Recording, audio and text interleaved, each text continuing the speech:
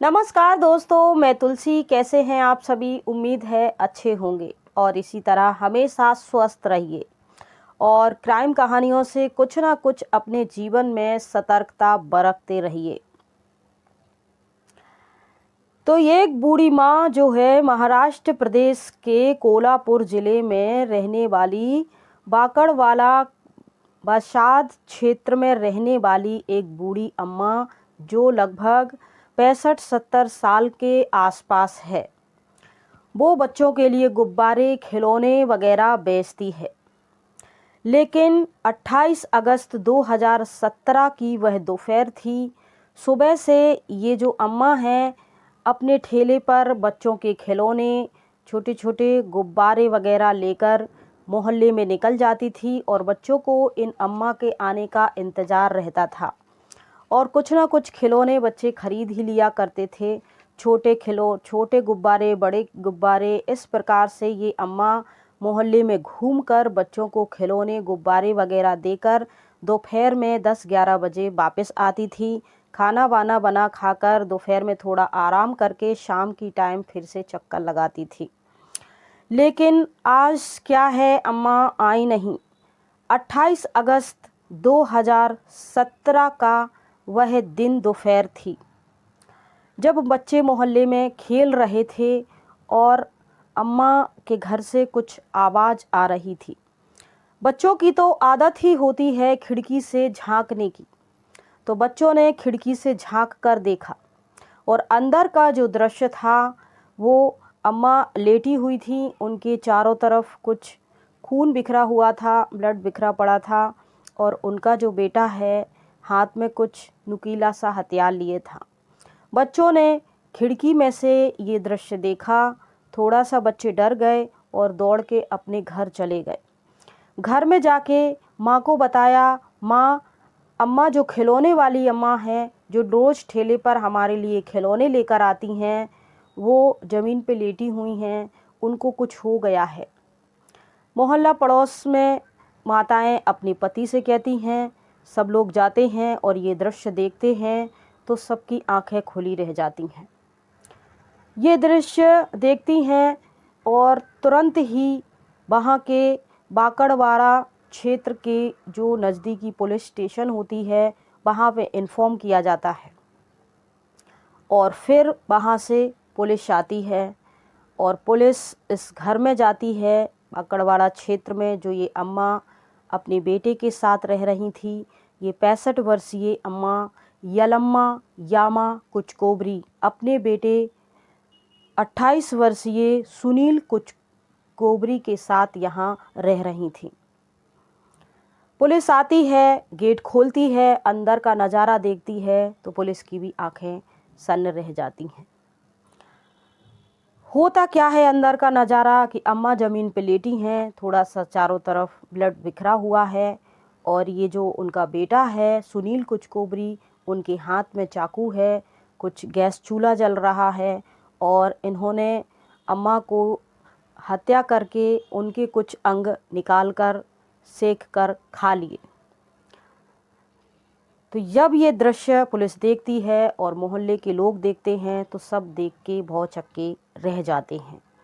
Police इनको मौके से गिरफ्तार करती है और फिर इनको अपने साथ ले जाती है। जब इनसे पूछा जाता है कि तुमने ये सब क्यों किया, तब सुनील कुचकोबरी कहानी बयां करते हैं।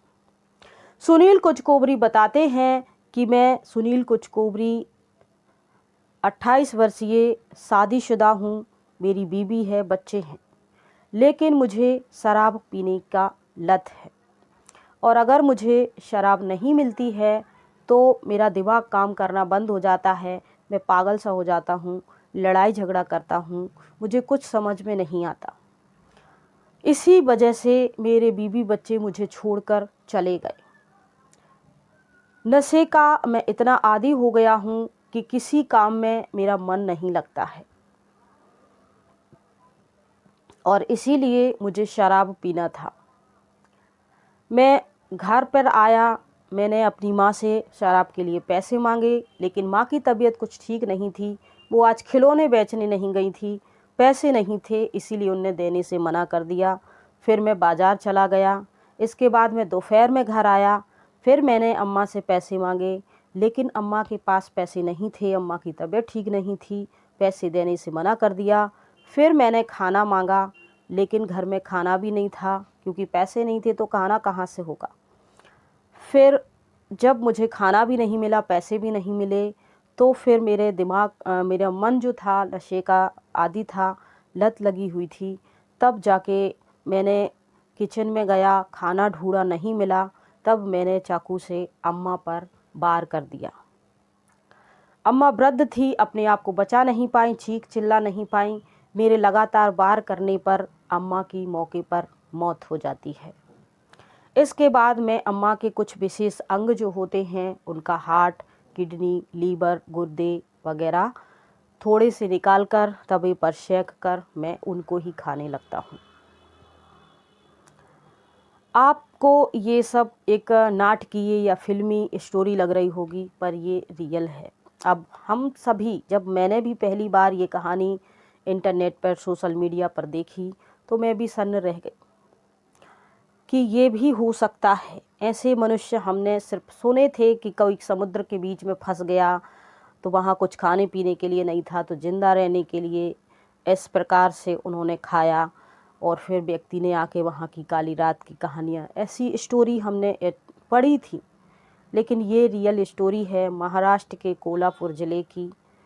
फिर इन पर केस चलता है पूरे महाराष्ट्र कोल्हापुर ज़िले की निचली अदालत में, और यहाँ 2017 से 2021 तक ये केस चलता है।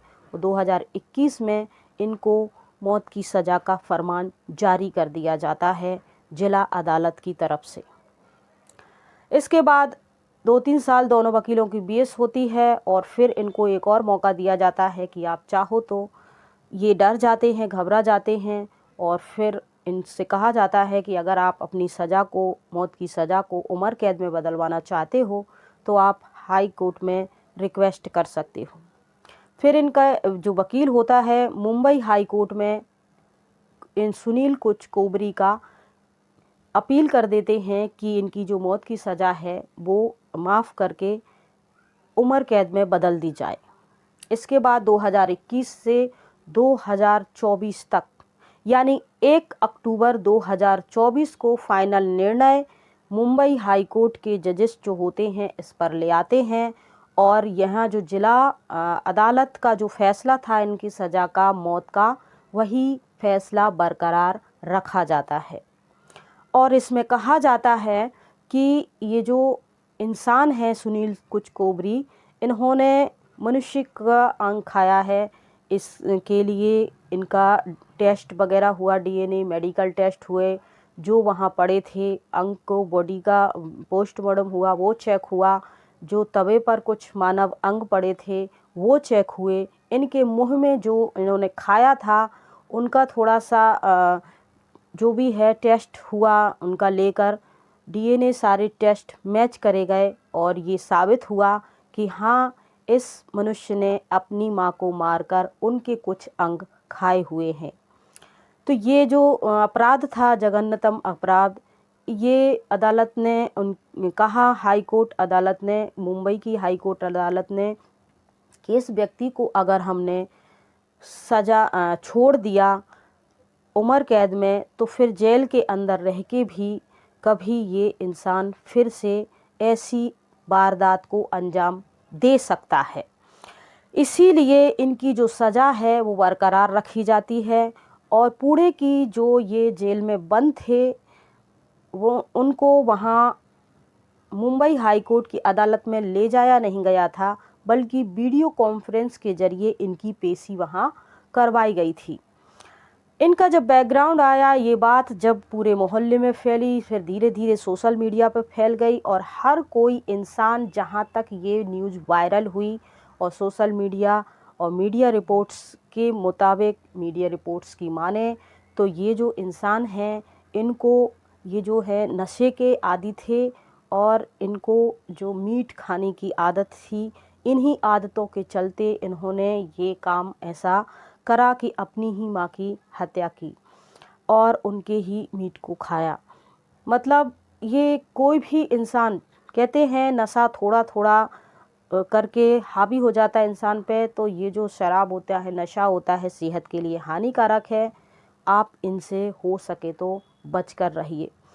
ऐसी इनके बारे में पूरी न्यूज़ वगैरह मीडिया में खबर आई। हर कोई, जहाँ तक भी ये न्यूज़ वायरल हुई वहाँ तक गई, हर कोई इंसान सुनकर सन्न रह गया कि कोई ऐसे भी कर सकता है। तो फिर इनकी सज़ा जो थी 1 अक्टूबर 2024 को मुंबई हाई कोर्ट ने फाइनल इनका डिसीजन जो था, निचली जिला अदालत की जो सज़ा थी उसको बरकरार रखा और कहा कि इनको माफ़ी किसी भी तरह से नहीं मिलेगी, क्योंकि इनने जो अपराध किया है वो हटके है। कोई इंसान ऐसा कैसे कर सकता है?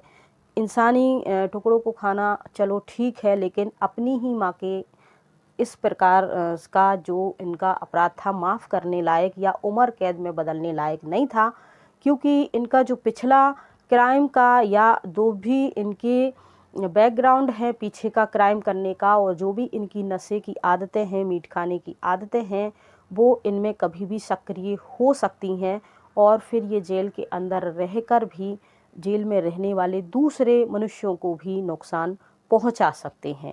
इसीलिए इनकी जो सज़ा है ये बरकरार रखी जाएगी मौत की, और फिर इनको तब तक उस सज़ा के तौर पर दी ऐसी सज़ा दी जाएगी जब तक कि ये तड़प तड़प कर इनकी जान ना चली जाए। तो ऐसी सज़ा इनको दी गई। अब ये जो कहानी हमने आपको बताई है, ये कोई फिल्मी कहानी नहीं है, नाटकीय नहीं है, काल्पनिक नहीं है, बल्कि महाराष्ट्र प्रदेश के कोल्हापुर ज़िले के बाकड़वाला बासाद क्षेत्र की सच्ची घटना है। और ये सच्ची घटनाएं, ऐसी ऐसी घटनाएं हमारे सामने आती हैं, तो ये कहानी बताने का यही एकमात्र उद्देश्य है, शैक्षणिक उद्देश्य, कि आपके जीवन में किसी भी प्रकार की बीड़ी, सिगरेट, नशे, शराब, जुआ या चोरी चकारी, झूठ बोलना, लड़ाई झगड़ा करना, गुस्सा करना या फिर मुंह से गंदे शब्द बोलना, किसी प्रकार की आदत है जो आपके साथ रहने वाले लोग, आपके आसपास, रिश्ते, पड़ोस, मोहल्ले, किसी को भी दिक्कत होती है, तो आप इन चीज़ों को धीरे धीरे करके परिवर्तन कीजिए, बदलिए, क्योंकि ये चीज़ें दूसरों को तो नुकसानदायक हैं ही, साथ ही साथ आपका अपना जीवन भी बर्बाद कर रही हैं, आपका घर परिवार भी, आपके बीवी बच्चों पर इसका क्या असर हो रहा है, आपके माँ बाप हैं जो उन पर क्या असर हो रहा है, ये सब कुछ में नशे वगैरह में कुछ रखा नहीं है। शरीर पूरा बीमारियों का घर बन जाता है, और इन सब चीज़ों से अपने आप को मुक्त रखकर एक अच्छा जीवन जिए। इंसानी जीवन जो मिला है, घर परिवार घूमने फिरने के लिए, मौज मस्ती करने के लिए, घर परिवार के साथ वक्त बिताने के लिए, अपने बच्चों के साथ वक्त बिताने के लिए, आप ऐसा समय उनको दीजिए, अच्छे से वक्त बिताइए, खुश रहिए, स्वस्थ रहिए।